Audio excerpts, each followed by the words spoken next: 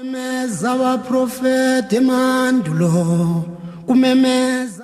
pai de santo pode entregar o terreiro a outra pessoa? Mônica de Xangô, de Niterói, pergunta se um zelador pode entregar o terreiro a outra pessoa. Tome G. Márcio, isso tem se tornado cada vez mais comum, né? E eu acho que é muito bom. Em alguns aspectos eu acho que sim. Eu acho muito bom. O Bento não fez isso? Então, foi muito legal até. Foi. Né? Foi legal. Temos vários exemplos de casas hoje tradicionais aqui no Rio que estão passando o comando para outras pessoas em vida. Nós já tivemos uma discussão no programa Ori, que alguns falam que não pode, que é ruim. Eu, particularmente, acho muito bom. A sucessão em vida. Em vida. Que, aliás, é sempre o mesmo nó que destrói, que encerra vários terreiros tradicionais, cria problemas, cisões, a questão da sucessão. Quando feito em vida, eu penso que tem mais possibilidade do terreiro continuar. Do que também acho. Depois da morte é complexo. A comunidade vai se acostumando, o novo sacerdote também tem um tempo de se adaptar a essa outra realidade com o pai de santo, que é a referência daquele terreiro vivo. Eu sou a favor. Não tem aquela discussão muda se realmente aquele sucessor era da vontade do falecido. Porque dá tempo das pessoas conhecerem os dois, tanto o pai de santo que está saindo, né? E aí você vai passar a conviver com uma outra realidade daquele pai de santo, que ele vai estar mais ausente da casa, das liturgias, e o novo, como é que esse se comporta? E aí dá tempo de escolher se eu quero ficar ou não. Quer dizer, a própria comunidade vai se adaptando sem ter aquele racha, aquele segundo impacto, né? Porque a morte de um líder é sempre um impacto muito forte, muito grande para aquela comunidade. Então, o segundo impacto é a dissidência, quando as pessoas não gostam, não aceitam ou não querem ser dirigidas pelo sucessor ou sucessora que foi imposto. Eu acho que isso também ajuda num outro aspecto. Algumas casas, quando da morte do pai ou a mãe, foram sucedidas por ogãs e equedes, ou equedes, na condução da casa. Um período de transição. Alguns comandam a casa por vários anos. Mas, quando a gente tem essa questão do sucessor, sendo ogã ou equede, convivendo ali com o pai ou a mãe de santo, fica mais fácil das pessoas entenderem que aquele sucessor não vai botar a mão, por exemplo, na cabeça dos outros. Não vai se tornar agora pai ou mãe de santo. Ele é um administrador ou administradora do barracão. Ele conduz o barracão, mas vai efetivamente ter uma outra pessoa para conduzir, para ser o pai ou a mãe de santo. Também evitaria esses problemas que nós temos de ogãs e equedes que passam a ser pais ou mães de santo. Isso é a minha opinião pessoal, mas que a gente vê isso na prática. Quando acontece a sucessão para um ogã ou uma equede, muitos se arvoram como pais ou mães de santo. É muito comum que em casas de Queto ou Quetu, por exemplo, o pejigã, que é aquele ogã que foi iniciado,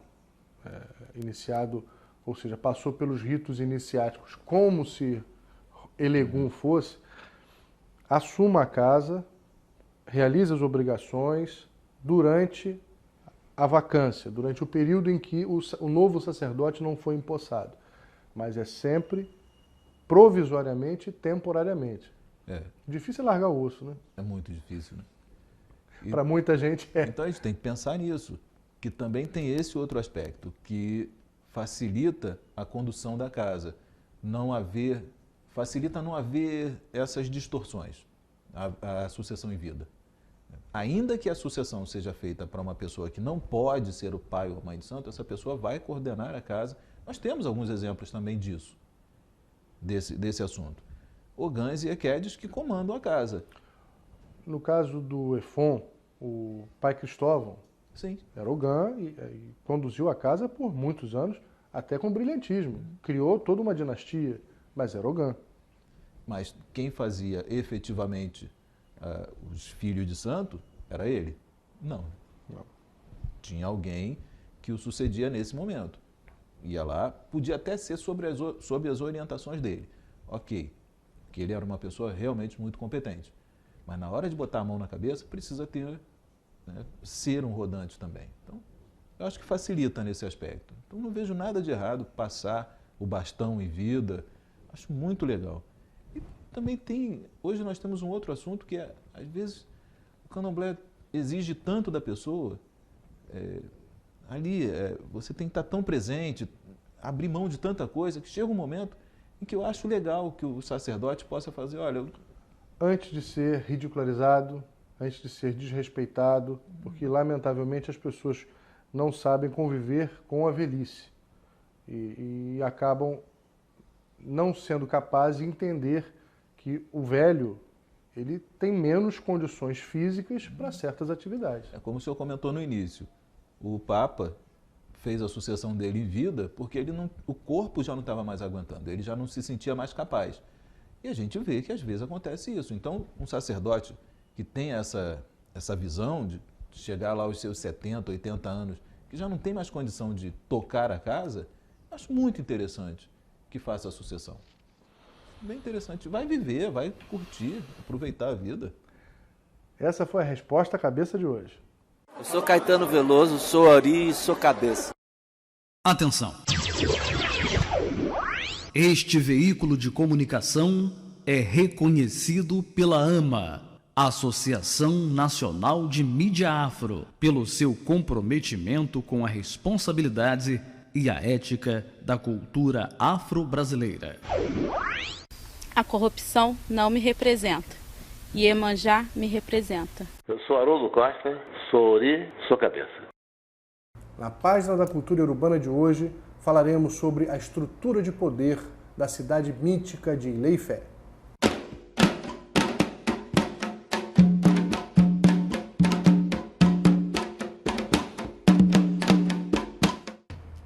Ifé foi a primeira cidade-estado a adotar a monarquia divina. Vale dizer que a cultura africana tem como bases 3 pilares: a temporalidade, a oralidade e a ancestralidade. Feitos mágicos, místicos e religiosos tornaram mitos diversos reis, rainhas e guerreiros africanos. Obatalá é um dos mais famosos desses exemplos. Adjalá, o grande rei de Oquiorá, era famoso por suas curas milagrosas. Ao final da vida, já o quebrado pela idade e pelo estado de saúde precário, devido a torturas que teria sofrido no ataque de tribos inimigas, teve seu corpo todo deformado, razão pela qual passou a usar um pano branco a lhe cobrir quando atendia aos seus súditos. Assim, passou a ser chamado de Obatalá, o rei do pano branco. Seu poder divino e sua bondade extrema o fizeram ser reconhecido como um Eborá, uma divindade ainda em vida. Em razão disso, todos os seus descendentes tiveram orgulho de ostentar sua alcunha de Obatalá. Por esses princípios, cada vilarejo dividia-se em várias linhagens, cujos chefes eram escolhidos pela idade e pelo parentesco com o grande ancestral. O mais velho da tribo ficava encarregado das funções religiosas, políticas e judiciárias, enquanto as questões sociais cabiam aos outros grupos mais jovens. O líder, o Oni, representava a unidade do povoado. O vínculo social era o sangue. Esse princípio era comum entre os povos africanos. O indivíduo pertencia a uma família e só por causa dela a um Estado. O Estado era visto como uma versão ampliada da família e o rei como o pai de todos. Esse pressuposto fazia com que laços de parentesco, ainda que distantes, garantissem a união de reinos pelo vínculo da ancestralidade comum. Tanto assim que o hábito existente fazia os reis utilizarem o mesmo nome do ancestral como verdadeiro título a lhes assegurar a supremacia e o poder. Os Obatalás, por exemplo, desde a remota Oquiorá, já constituíram uma dinastia de cerca de 1000 anos. Assim, por toda aquela região, deixou vasta descendência. E como foi justamente o Herê, o último Obatalá direto, um dos fundadores de Ifé, foi mais fácil aglutinar em torno da poderosa cidade muitos reinos administrados por parentes de linha sucessória vertical e colateral.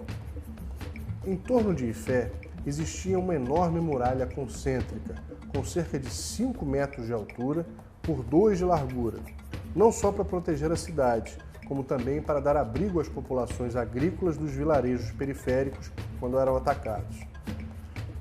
Simbolicamente, todos ficavam sob a égide do grande Oni, que os defenderia, seja pelo aspecto militar, seja pelos poderes mágicos e materiais.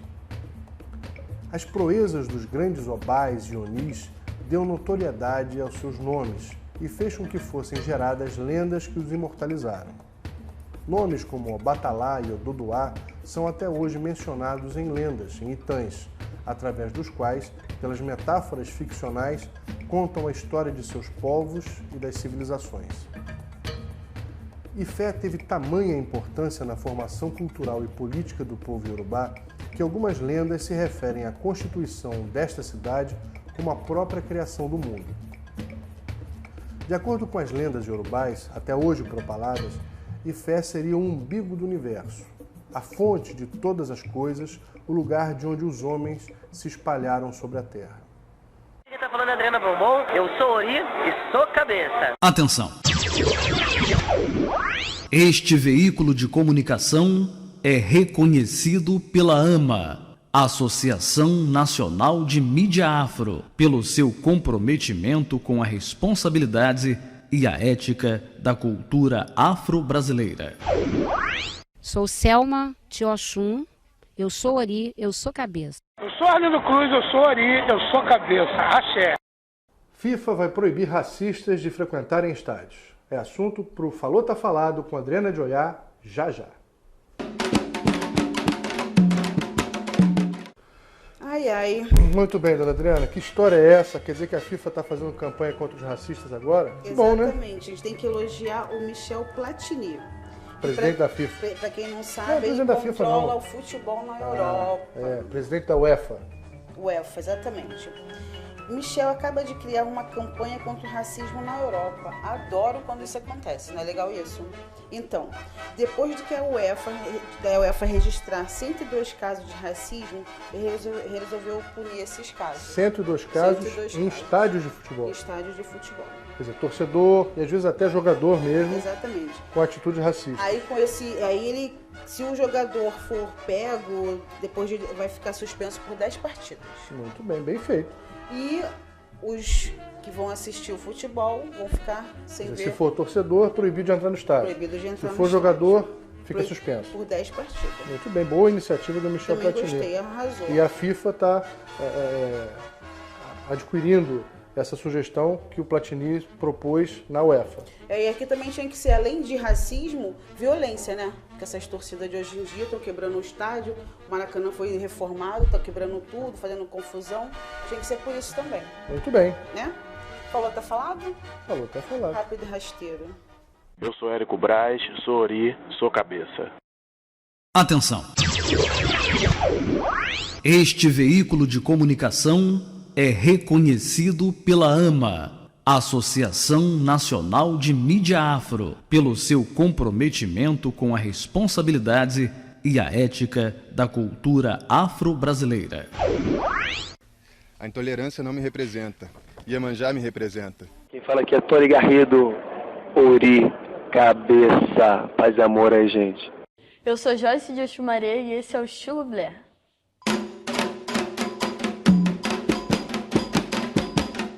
Então, pessoal, hoje eu tô aqui para apresentar para vocês umas dicas de makes para você que curte o candomblé, que não sabe qual ideia que você vai ter para poder ir nessas festas. Então, usar uma base em pó para tirar as imperfeições, tirar a olheira. Tira as imperfeições, a espinhazinha.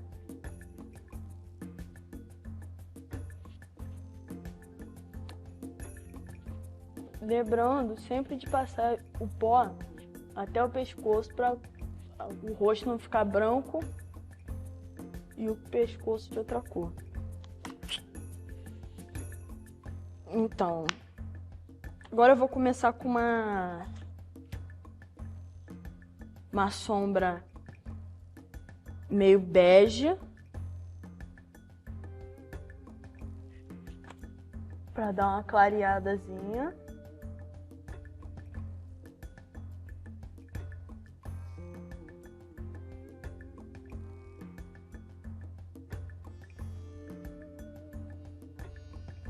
E aí você passa até a altura da sobrancelha. Mas pouquinha coisa, sem marcar muito.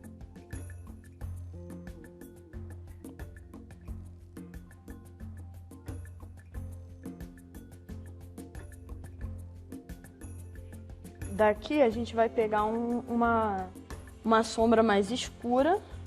Pode ser um preto ou um marrom mais escuro, isso vai depender de vocês. E vai marcar o olho.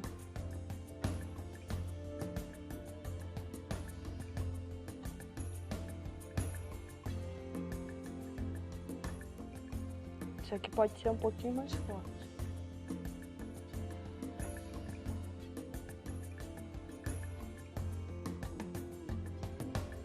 Deixa bem marcadinho pra ficar bem legal. Do outro lado também.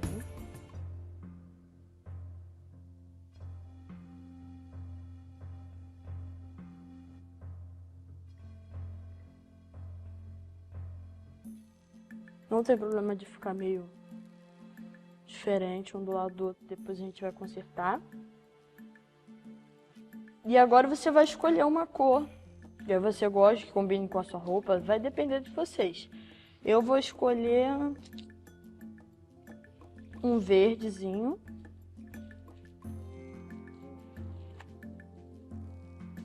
Para passar.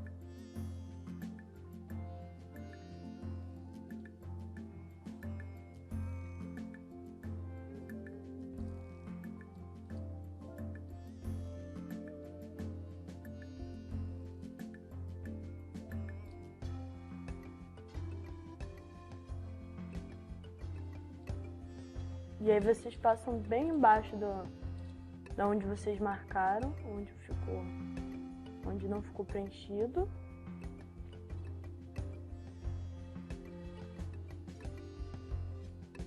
Vou pegar o outro coisa aqui, isso aqui não. Aqui.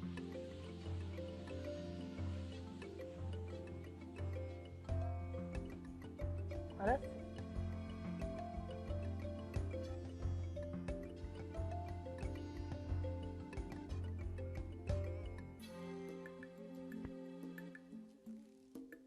Ficou bem marcado.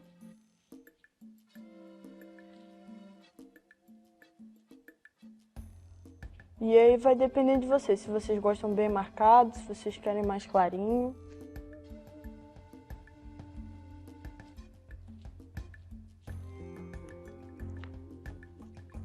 Vou dar uma reforçadinha no preto.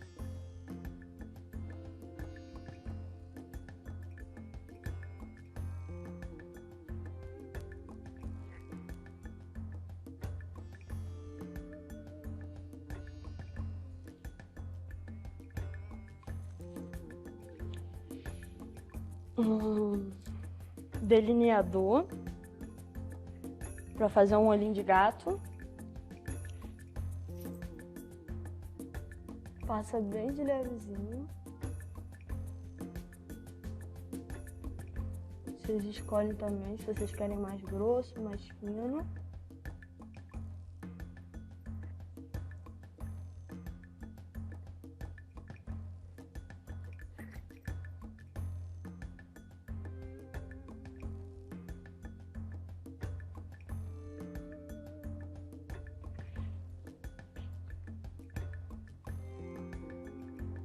A máscara para passar nos cílios.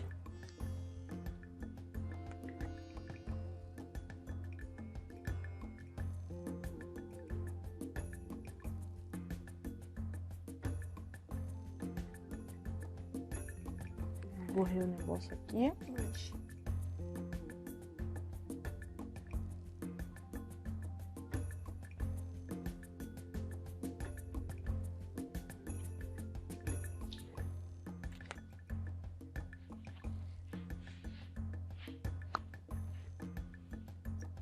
E por fim,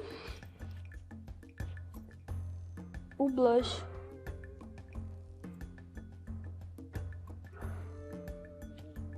E esse é o estilo Bé. Bom, galera, espero que vocês tenham gostado. E vamos usar o bom senso. Quem é Iaô, quem é novinho, vamos esperar nosso tempo de usar nossa maquiagem no xirê. E é isso aí. Até mais. Sou Martinho da Vila, sou cabeça. Atenção! Este veículo de comunicação é reconhecido pela AMA, Associação Nacional de Mídia Afro, pelo seu comprometimento com a responsabilidade e a ética da cultura afro-brasileira. Marcos Feliciano não me representa. Inhansã me representa.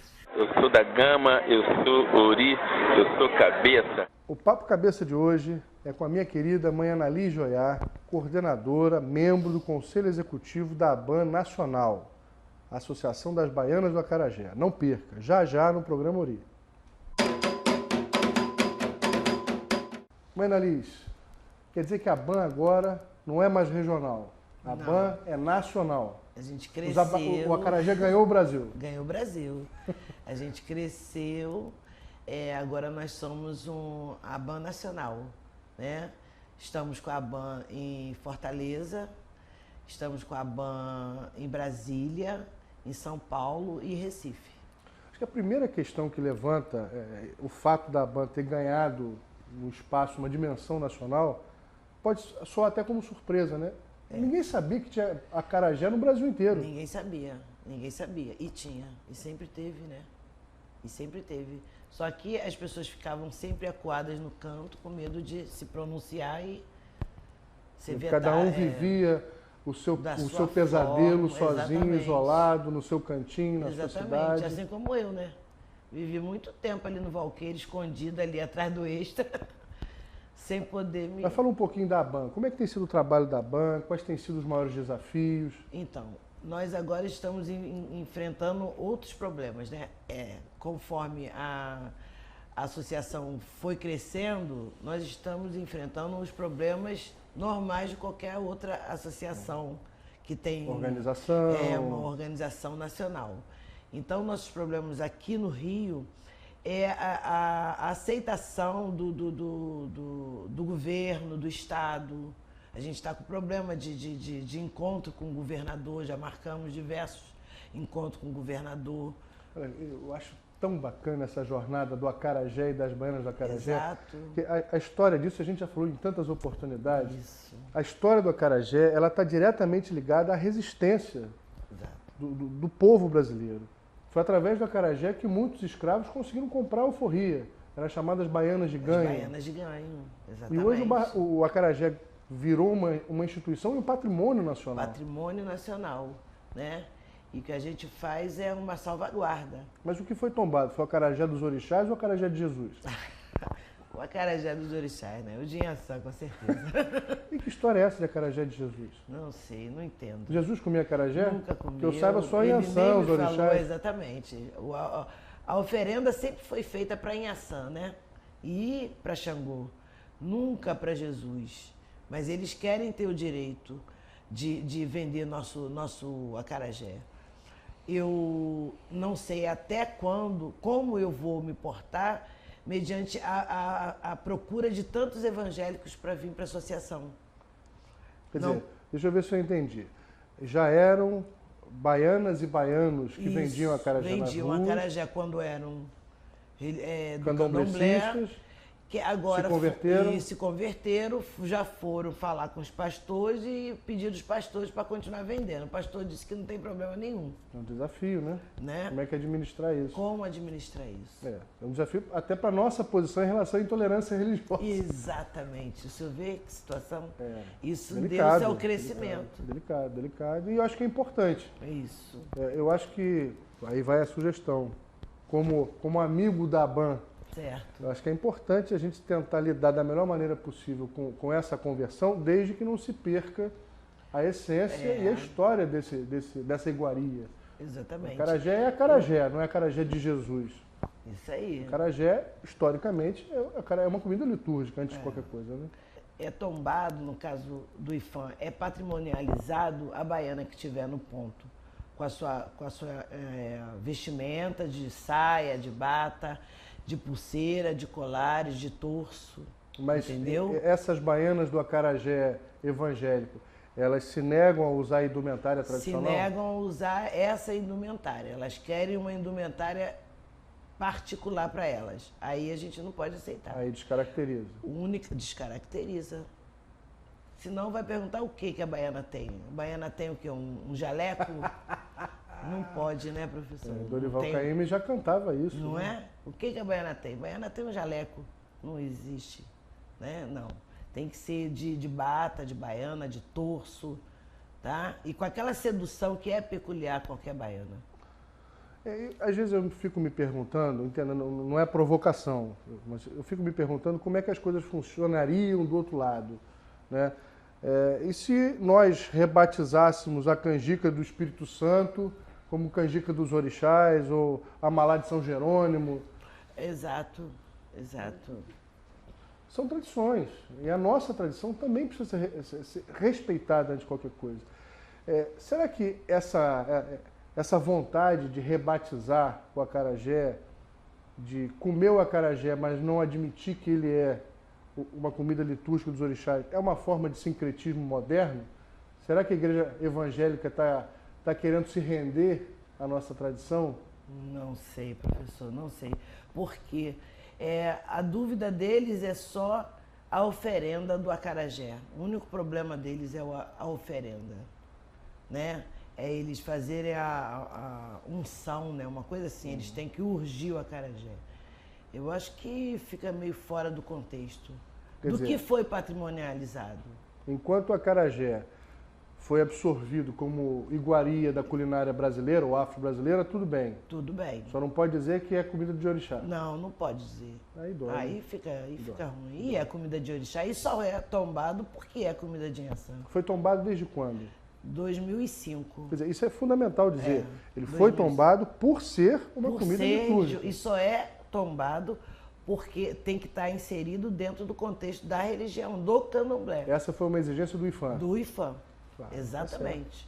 A baiana só é patrimônio. Exatamente, só é patrimônio aquela baiana que estiver portando um tabuleiro de acarajé com a indumentária, saia, bata, tá? E tiver aquela sintonia com aquele alimento. Ele foi tombado como patrimônio imaterial. Imaterial. Mas só para facilitar a comparação, guardadas as devidas proporções, o patrimônio material, quando é tombado pelo IFAM, quer dizer, a fachada de um prédio histórico. Isso. Essa fachada não pode ser alterada de forma nenhuma. Não pode ser alterada. Todas as reformas têm que preservar a forma original. Exatamente. Então, em relação ao acarajé, a ideia é a mesma. É a mesma coisa, só que como não se pega, né? É imaterial. Agora, não pode ser trocado a receita, não pode ser feito de outra forma, entendeu? Nada pode ser alterado. E quem quiser participar da BAN, como é que deve proceder? É só entrar em contato com a Associação de Baianas de Acarajé. Somos agora a BAN Nacional, né? Estamos situada no Jardim Sulacap, Avenida Carlos Pontes, 597, no Jardim Sulacap, na Rua do Cemitério Jardim da Saudade. E qual é a melhor receita de acarajé? É aquela que Inhaçã deixou para nós, o legado de Inhaçã. Sentiu o segredo da cozinheira. Essa mãe Anali Joiá, membro do Conselho Nacional da BAN. Ela é Ori a cabeça, com certeza.